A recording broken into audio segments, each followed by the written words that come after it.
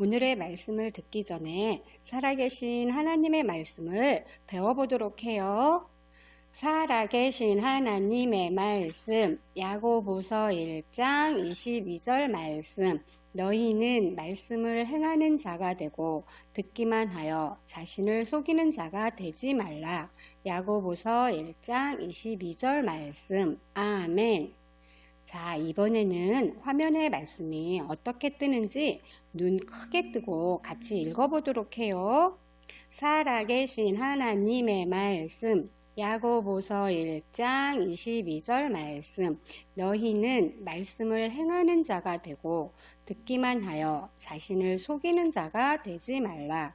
야고보서 1장 22절 말씀. 아멘. 마지막으로 야고보서 1장 22절 말씀을 같이 암송해 볼까요? 시작. 살아계신 하나님의 말씀, 야고보서 1장 22절 말씀. 너희는 말씀을 행하는 자가 되고 듣기만 하여 자신을 속이는 자가 되지 말라.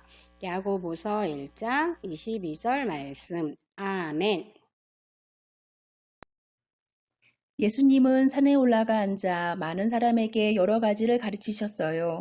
그 후에 예수님께서는 그러므로 누구든지 나의 이 말을 듣고 행하는 자는 그 집을 반석 위에 지은 지혜로운 사람과 같으리니 라고 하시며 두 건축자에 대한 비유를 말씀해 주셨어요. 반석은 넓고 평평한 큰 돌을 말해요. 이 반석은 매우 단단하고 강해서 쉽게 움직이지 않기 때문에 집 짓기에 좋은 곳이에요. 두 건축자 중 한 사람은 지혜롭게도 넓고 매끄러운 반석을 골랐어요. 그때 예수님이 말씀하셨어요. 비가 내리고 창수가 나고 바람이 불어 그 집에 부딪힘에 그건 무서운 폭풍우를 말해요. 홍수도 바람도 무서운 힘을 지녔어요.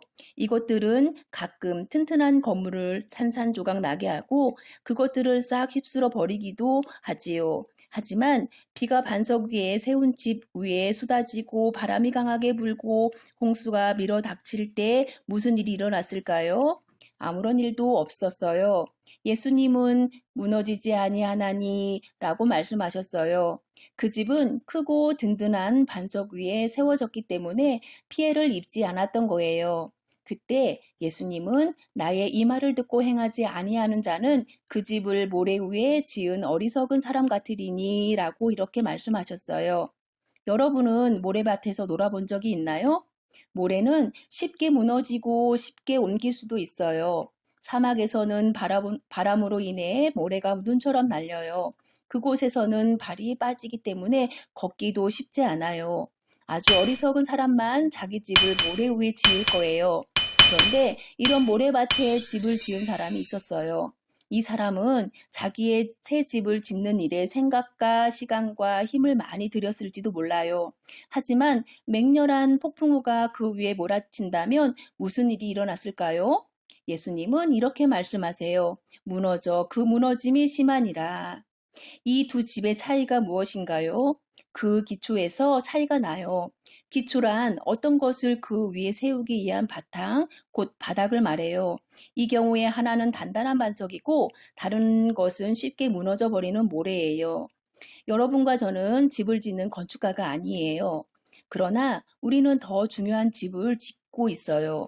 그것은 바로 삶의 집이에요. 이 삶의 집은 우리가 생각하는 것, 느끼는 것, 행동하는 것들로 지어져요.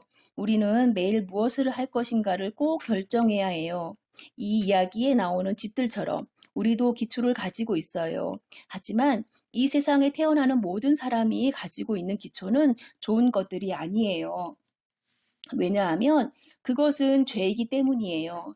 죄는 모래와 같아서 우리 삶의 기초로 세울 수 없어요. 만일 우리가 죄의 기초 위에 삶의 집을 세운다면 모래 위의 집처럼 무너져 버릴 거예요. 우리 마음으로 잘못된 생각을 품게 하고 잘못된 일을 하게 하는 것이 죄예요. 이런 어리석은 기초 위에 어떻게 아름다운 삶을 세울 수 있겠어요? 죄는 모래와 같아요. 그 위에 세운 삶의 집은 아름다운 집일지라도 서 있을 수가 없어요. 이런 우리에게 아름다운 집을 지을 수 있는 기초가 필요해요. 바로 그 기초는 바로 예수 그리스도예요. 우리의 삶의 집을 세워 영원히 안전하게 될 유일한 곳이 예수님이세요. 하나님께서 말씀하세요. 이 닦아둔 것 외에 능히 다른 터를 닦아둘 자가 없으니 이 터는 곧 예수 그리스도라. 주 예수님은 단단한 반석보다 더 든든해요. 주님은 강하시고 견고하며 영원하세요. 주님은 결코 변하지 않으세요. 그러나 우리가 잘 이해하도록 하려고 시편을 쓴 분은 여호와는 나의 반석이시요 라고 말했어요. 그러면 어떻게 부실한 모래 같은 죄에 기반해서 우리 삶의 집을 튼튼한 반석이신 예수님께로 옮길 수 있을까요? 하나님의 말씀이 우리에게 이것도 알려주고 있어요. 예수님께서 내가 길이요 라고 말씀하셨어요. 우리가 뭔가 잘못했을 때 어떤 일이 우리에게 일어나지요? 때로는 벌을 받기도 해요. 그런데 하나님께서도 죄는 벌을 받아야 한다고 말씀하세요. 하나님은 죄가 없는 완전한 분이기 때문에 하늘나라에 죄를 들여보낼 수 없으세요. 그래서 우리가 죄의 문제를 가지고 죽을 때 하늘나라에 갈 수 없고 하나님으로부터 떠나 벌 받는 곳으로 가야 하는 거예요. 하지만 예수님이 십자가 위에서 죽으심으로 우리의 죄에 대한 벌을 대신 받으셨어요. 지금 만일 우리가 예수님을 믿고 그분을 우리 구주로 모신다면 우리는 모래와 같은 죄의 기초에서 반석과 같은 주 예수 그리스도에게 옮겨질 거예요. 그리고 우리는 즉시 튼튼하고 아름다운 삶의 집을 짓기 시작할 수 있어요. 만일 여러분이 예수님을 구주로 모셔드렸다면 여러분은 지금 그 견고한 기초 위에 있는 거예요. 만일 여러분이 예수님을 구주로 모셔드리지 않았다면 지금 그렇게 할 수 있어요. 성경에 말씀하시기를 주 예수를 믿으라 그리하면 너와 내 집이 구원을 받으리라 라고 말씀하세요. 여러분은 예수님이 여러분의 죄에 대한 벌을 대신 받으시며 십자가 위에서 여러분을 위해 죽으셨다는 것을 믿어야 해요. 그리고 예수님이 죽은 자들로부터 살아나시고 지금 하늘나라에서 살고 계시는 것을 믿으세요. 예수님은 여러분이 말하고 행한 모든 잘못에 대해 여러분이 잘못했다고 말씀드리기를 기다리고 계세요. 예수님은 여러분을 용서하시고 여러분의 삶의 집을 그 위에 세울 수 있는 튼튼한 기초가 되실 거예요. 이 말씀을 믿고 행하는 어린이들이 되기를 소망합니다. 다 같이 기도하겠습니다.